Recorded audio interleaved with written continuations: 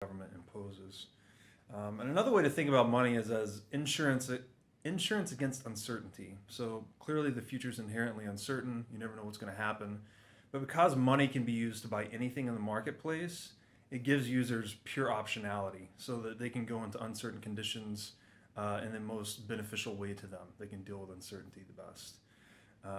So in that case, you'll see people in economic crisis tend to hoard gold or hold cash as the demand for that insurance policy grows amid uncertain conditions.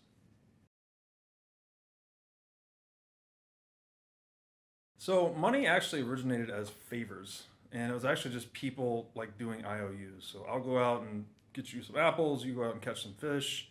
You can pay me later. So it started at a very tribal scale as just favors, but then as tribes grew beyond like 150 people, it became impossible to keep up with these favors. So people actually started to use items as money, and it's taken a lot of forms throughout history. It's been glass beads, it's been cattle, it's been salt, and then the world eventually settled on metals, mostly to provide the function of money, because they best satisfied the properties of money. Its property in the free market is usually selected for its divisibility, its durability, its portability, its recognizability, and its scarcity.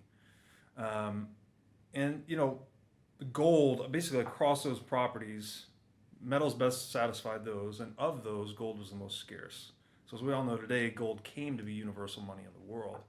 And once the world was sufficiently interconnected by telecommunications, like gold was favored because again, money is just a single purpose tech. It's just for moving value across time and space.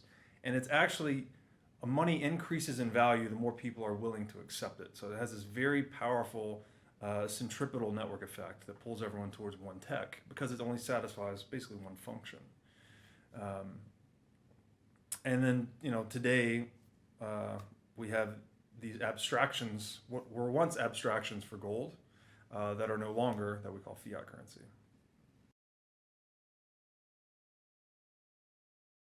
So this was back in like 2004, 2005, before Bitcoin. I'd spent a lot of my life as kind of an economics nerd, so I'd always studied how things work, how money works, et cetera, et cetera. I ended up stumbled across a book, A Creature from Jekyll Island. I think it was around 2004, 2005. Read that book, which is about the inception of the Federal Reserve, and basically realized that central banking was at the root of many problems in the world. And I proceeded to get an abridged version of that book. That book's maybe 500 or 600 pages. I got an abridged version that's 100 pages called Dishonest Money. I got that as a gift for a lot of family and friends one Christmas. And the few that read it got back to me and they were like, it's interesting, but like, what can be done about it? And I'll never forget that feeling of kind of helplessness. I was just like, I didn't really know. I thought just by